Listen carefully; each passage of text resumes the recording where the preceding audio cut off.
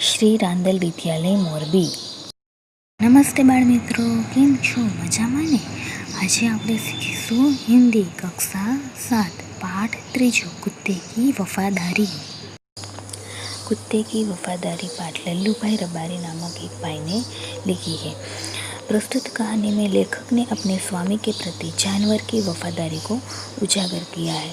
आ कहानी जे છે આખી સત્ય આધારિત છે, સત્ય જ વાત છે। આની અંદર આખી એમાં કૂતરો એક जानवर છે જેની वफादारी વિશેનું વર્ણન કરવામાં આવ્યું છે। कभी कभी जल्दबाजी में काम करने से पछताने की नौबत आती है। क्यारेक उतावळથી કોઈ કામ કરીએ તો આપણે પસ્તાવાનો વારો આવે છે, એવી આ પાઠની અંદર વાત કરવામાં આવી છે।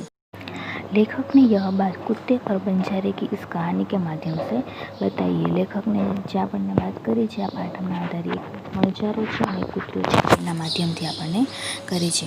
उत्तर गुजरात के पाटन जिले में राधनपुर नाम का एक छोटा सा नगर है। वहाँ एक तालाब है जिसके तट पर एक कुत्ते की समाधि है। उत्तर गुजरात ની અંદર પાટણ જિલ્લામાં રાધનપુર નામનું જે ગામ છે ત્યાં એક તળાવ આવેલું છે અને એના તટ ઉપર એક કૂતરાની સમાધિ છે। समाधि और कुत्ते की भी यह जानकर आश्चर्य तो होगा ही, इसके पीछे एक सुंदर और हृदय को हिला देने वाली कथा है। આપણને એવું આશ્ચર્ય થાય કે સમાધિને એમાં કૂતરાની, હા, પણ એના પાછળ એક સત્ય ઘટના છે જે આપણના હૃદયને થંભાવી દે એવી એક ઘટના છે। તો જાણીએ એ स्टोरी विषय। पुराने ज़माने में व्यापार का सामान लाने ले जाने का काम बंजारे करते थे।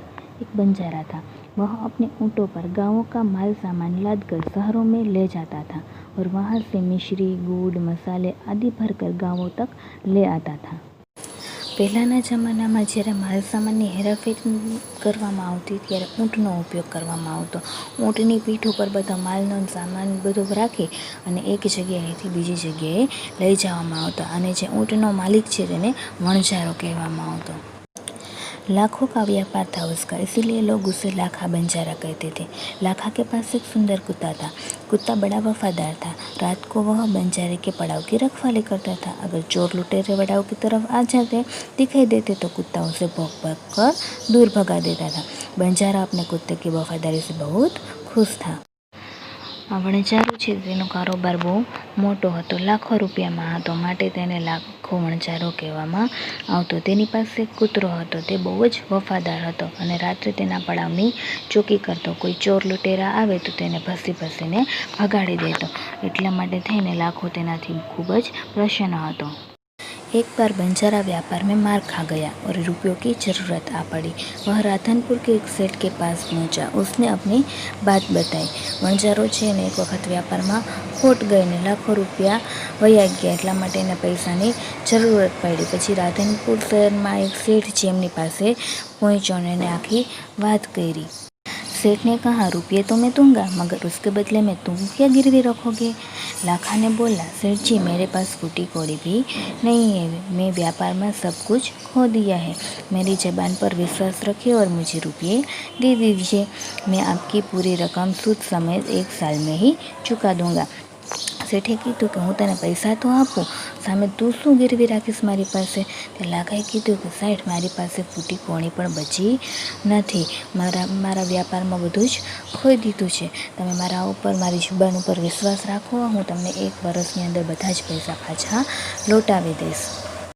सेठ बोले, कोई बात नहीं, तुम्हारे पास यह कुत्ता है तो तुम मुझे इसे ही जमानत के रूप में दे दो। जब तुम्हारे सारे रुपये लौटा दोगे तब मैं भी कुत्ता तुम्हें वापस दूंगा।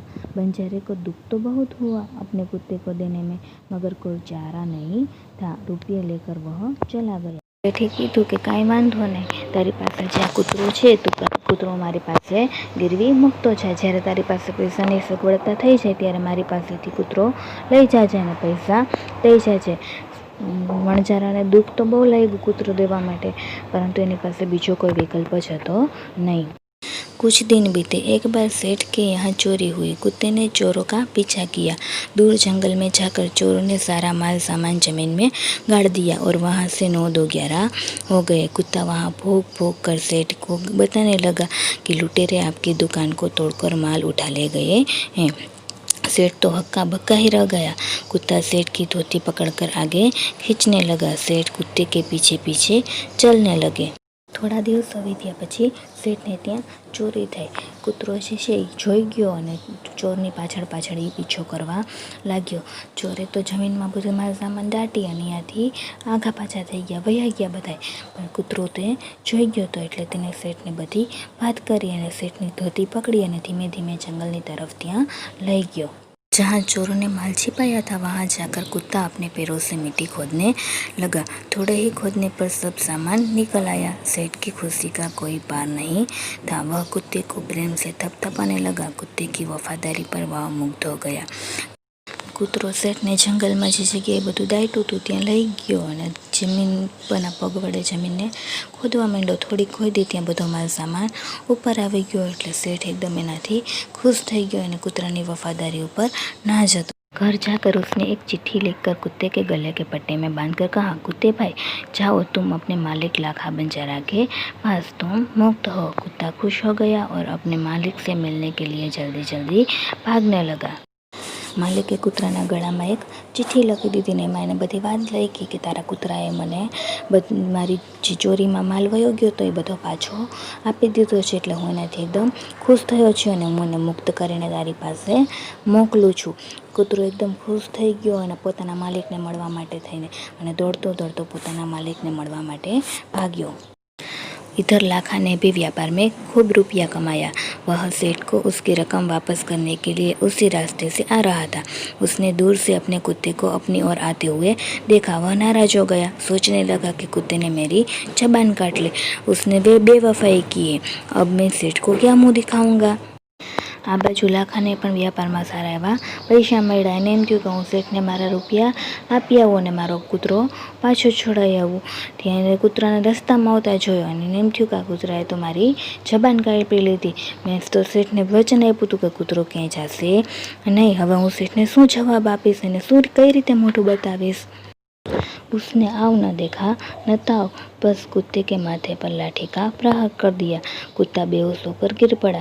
लाखा ने देखा कि कुत्ते के गले में एक चिट्ठी बांधी हुई है। उसने खोलकर पढ़ा, लाखा तुम्हारे कुत्ते ने मुझे सूद समेत रुपये लौटा दिए हैं, अतः कुत्ते को मैं मुक्त करता हूँ।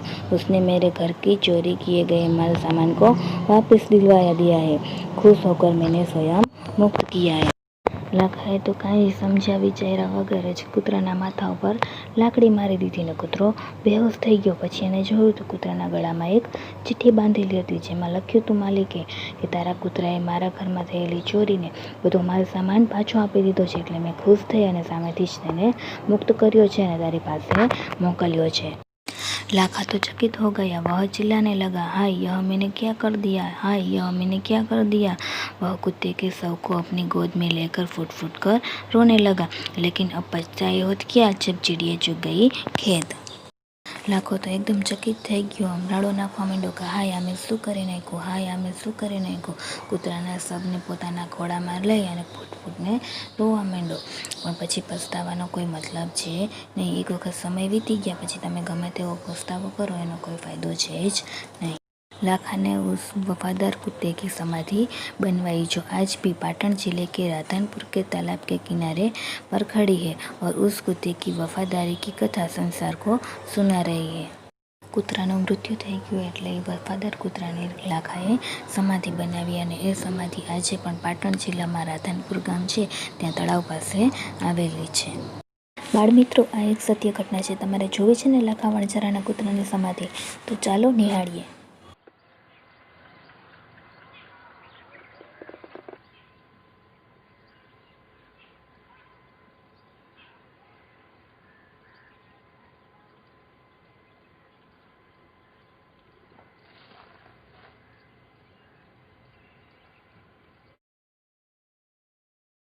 બાળ મિત્રો, આના પરથી આપણને શું બોધ મળ્યો? હંમેશા આપણા માલિક કે શેઠ પ્રત્યે વફાદાર રહેવું જોઈએ, તેમની સાથે ક્યારેય પણ વિશ્વાસઘાત કરવો જોઈએ નહીં। આ વસ્તુ આપણને કૂતરા પાસેથી શીખવા મળી છે। લાખા વણઝારા પાસેથી આપણને શું શીખ મળી કે ઉતાવળમાં હકીકત જાણ્યા વગર ક્યારેય પણ કોઈ પણ નિર્ણય લઈ લેવો જોઈએ નહીં। પાછળથી ગમે તેવો પસ્તાવો થાય, આપણે કશું કરી શકતા નથી. એનું કૂતરું મરી ગયું, પછી ગમે તેવો એને પસ્તાવો થયો, એ કાંઈ કરી શક્યો नहीं। अपनों से ज़्यादा वफ़ादार तो ये कुत्ते होते हैं जो अपनी वफ़ादारी निभाने में अपनी जान तक दे देते हैं। ये अपने तो इतने गिरे हुए होते हैं कि जिस थाली में खाते उसी थाली में छेद करते हैं। ऐसे बेवफाई करने वाले अपनों से तो ये 1000 गुना क्या लाख गुना बेहतर कुत्ते होते हैं। Thank you, bye bye.